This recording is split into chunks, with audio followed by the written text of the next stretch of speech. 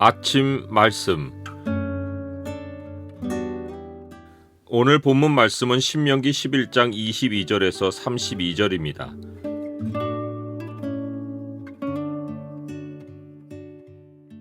오늘 본문을 약속의 창으로 보면 우리가 위협적인 세상에서 담대히 살아갈 수 있는 이유가 무엇인지가 보입니다. 약속의 창을 보여주는 구절은 11장 25절입니다. 너희 하나님 여호와께서 너희에게 말씀하신 대로 너희가 밟는 모든 땅 사람들에게 너희를 두려워하고 무서워하게 하시리니 너희를 능히 당할 사람이 없으리라. 하나님이 이스라엘 백성에게 가나안 땅을 차지하게 해주신 방식을 보면 우리 삶에서 하나님이 어떤 식으로 일하시어 우리 삶을 인도하실지 예상할 수 있습니다. 하나님은 우리가 너무도 약하여 강한 자들이 세력을 선점하고 있는 세상에서 주도권을 가지고 살 수 없다는 사실을 너무 잘 아십니다. 그러하게 하나님은 이스라엘 백성 앞에 가셔서 살 길을 열어주셨습니다. 우리를 위해서도 하나님은 우리 앞에서 환경을 개척해 주시고 살 터를 얻어 살게 하십니다. 하나님이 이스라엘 백성보다 강대한 민족이 이스라엘을 두려워하고 무서워하게 해서 땅을 정복한 이후에도 안전하게 살 수 있게 해주셨는데 우리 인생에 대해서도 첫날부터 끝날까지 우리의 인도자와 보호자가 되어 우리로 세상에서 안전하게 살게 해주십니다. 만일에 우리가 나 자신을 믿고 내가 내 능력을 키워서 어떤 분야를 정복하고 그 분야에서 내 이름을 내고 최고가 되어보겠다고 하면 하나님 방식과 거꾸로 가는 것입니다. 이것은 세상 세력과 힘으로 경쟁해서 이기겠다는 것인데 세상은 내가 절정에 달해 다른 사람들에게 무섭고 두려운 존재가 되는 것으로 끝나지 않습니다. 더 강한 세력이 언젠가는 나타나 내가 약해질 때 내가 반드시 그 세력에게 굴복할 날이 옵니다. 전도서는 그런 날이 찾아오기 전에라도 사람이 야심을 이루면 내가 가장 강할 때 주변의 시기와 질투가 나를 그냥 놔두지 않아서 헛된 인생으로 전락한다고 했습니다. 내가 또 본즉 사람이 모든 수고와 모든 재주로 말미암아 이웃에게 시기를 받으니 이것도 헛되어 바람을 잡는 것이로다. 물론 사람이 절정에 도달하지 못하고 중도의 꿈이 물거품이 되는 경우가 거의 다이지만 그러하기까지는 누구라도 한 번쯤은 인생의 야망 또는 야심을 가집니다. 그럴 때는 인생의 절정만 보고 그 이후에 미끄러질 일은 생각하지 않습니다. 주변 사람들도 내 꿈을 긍정적으로 보아줍니다. 내 아이가 그런 야심에 찬 꿈을 말한다면 부모로서 대견하게 생각하여 기분이 좋을 수도 있습니다. 그래, 아빠 엄마가 힘껏 밀어줄 테니 최선을 다해서 그 자리에 올라가 보렴 하고 격려하고 칭찬해 줄 수 있습니다. 하지만 그리스도인 부모는 아이의 이런 말을 좋게 듣고만 있을 일이 아닙니다. 그 정복하겠다는 분야가 나라이면 독재자가 되려는 꿈이 아닙니까? 나라를 통치하는 사람이 백성을 섬기려고는 않고 자기 이름을 내고 최고가 된다는데 어떻게 칭찬해 줄 수 있습니까?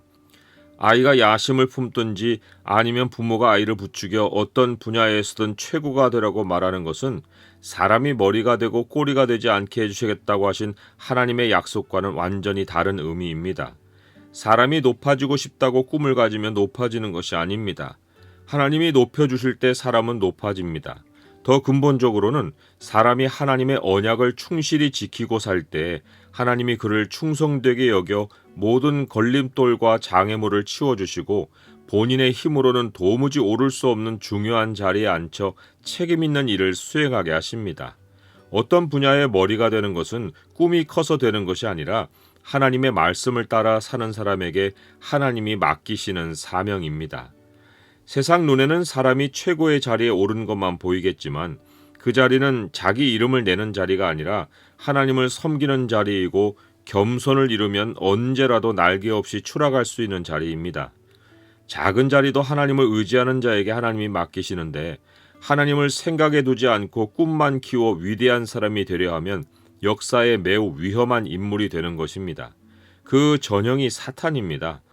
사탄은 천사로 지어졌는데 자기 자리를 지키기보다 천사들 가운데 최고봉이 되겠다는 꿈을 가졌습니다. 내가 하늘에 올라 하나님의 뭇별 위에 내 자리를 높이리라. 내가 북극 지폐의 산 위에 앉으리라. 결국 그가 스스로 그 자리에 올라서 한 일은 하나님을 대적하고 자기가 하나님이 된 것입니다. 하나님이 사탄에게 내리신 선고는 그러나 이제 네가 수월 곧 구덩이 맨 밑에 떨어짐을 당하리로다 라는 것이었습니다.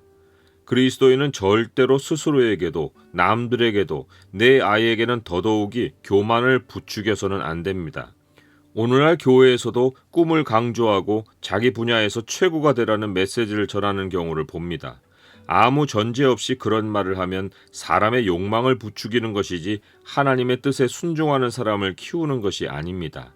신앙인 부모가 자녀를 가르치거나 목사가 성도에게 전해야 할 교훈은 하나님을 중심에 모시고 살라는 것이어야 합니다. 그렇게 살면 하나님이 우리 삶의 환경을 열어주셔서 머리가 되고 꼬리가 되지 않게 해주신다고 가르쳐야 합니다. 그래서 모세는 약속의 땅을 정복하는 일을 앞둔 이스라엘 백성에게 율법을 설명하며 너희가 만일 내가 너희에게 명하는 이 모든 명령을 잘 지켜 행하여 너희의 하나님 여호와를 사랑하고 그의 모든 도를 행하여 그에게 의지하면 이란 전제 조건을 거듭거듭 강조했습니다. 인생의 큰 과제를 앞둔 사람, 특별히 어린 세대와 청년 세대에게 우리가 강조하고 또 강조해야 하는 것이 이 교훈입니다. 그들로 허무한 세상을 바라보고 허황한 꿈을 꾸게 할 것이 절대 아닙니다. 이미 역사의 전무후무하게 인생 절정을 누렸던 솔로몬이 그 꿈을 다 이루고 우리에게 알려준 결론이 허망함이었습니다. 그는 무엇이든지 내 눈이 원하는 것을 내가 금하지 아니하며 무엇이든지 내 마음이 즐거워하는 것을 내가 막지 아니하였으니 이는 나의 모든 수고를 내 마음이 기뻐하였음이라. 이것이 나의 모든 수고로 말미암아 얻은 몫이로다. 그 후에 내가 생각해 본즉 내 손으로 한 모든 일과 내가 수고한 모든 것이 다 헛되어 바람을 잡는 것이며 해 아래서 무익한 것이로다 라고 했습니다. 성경이 이 허망한 인생을 한 인생으로 먼저 살게 해서 그 끝을 알려주셨는데 우리가 무엇 때문에 젊은 인생에게 같은 길을 미련하게 걸으라고 부추겨서 솔로몬과 똑같은 결론에 도달하게 하여 살아온 인생을 한탄하게 만들어야 하겠습니까? 우리가 최고가 되는 꿈을 이루어 느껴보려는 행복감은 인생 정상에 있는 것이 아니라 매일 하나님 앞에 그리고 우리 앞에 있습니다. 우리는 세상 것들의 마음을 빼앗기지 말고 오직 하나님만을 섬기고 사랑하며 하나님이 말씀으로 미리 가르쳐주신 인생길을 배우고 익혀야 합니다. 누군가의 인생을 통해 헛된 결론이 난 길은 발을 때려 하지 말고 하나님이 자기 백성을 인도하며 역사의 실증으로 남기신 생명의 길로만 발을 떼어 하나님의 길로 걷고 하나님을 의지해야 합니다. 그리하면 우리가 얼마나 연약하든지 상관없이 능력이나 배경이나 아무 내세울 것이 없을지라도 하나님은 하루하루 계속 길을 내시어 우리를 미래로 걸어가게 해주십니다. 우리 안에 함께 하시는 살아계신 주 예수 그리스도가 길이셔서 우리가 걸어갈 길은 언제나 막힘없이 이어집니다. 어제까지는 내 눈에 보이지 않던 길도 오늘 아침 하나님 말씀 앞에 서면 오늘 걸어갈 만큼의 길이 눈앞에 나 있습니다. 주님이 가르쳐주신 기도대로 우리가 오늘날 우리에게 일용할 양식을 주시옵고라고 기도하면 하늘 아버지께서는 매일 우리의 육체가 필요로 하는 모든 것들을 공급해 주시고 하루 살아갈 길을 내시어 걸어가게 하십니다. 하루 삶은 하루만큼의 길을 걸으면 되는 것입니다. 내가 오늘 복과 저주를 너희 앞에 두나니 라고 했듯이 복과 저주는 오늘 우리 앞에 있습니다.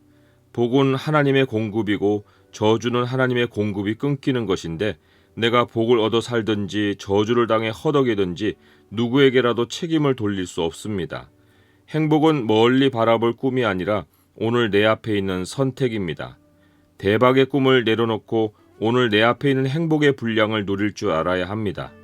오늘 너희 앞에 베푸는 모든 규례와 법도를 너희는 지켜 행할지니라 하신 것처럼 오늘 하나님이 내게 들려주시는 말씀을 받아 마음에 품고 한 걸음을 떼면 하나님이 오늘 나를 위해 준비하신 행복이 내게로 한 걸음 다가오는 것입니다.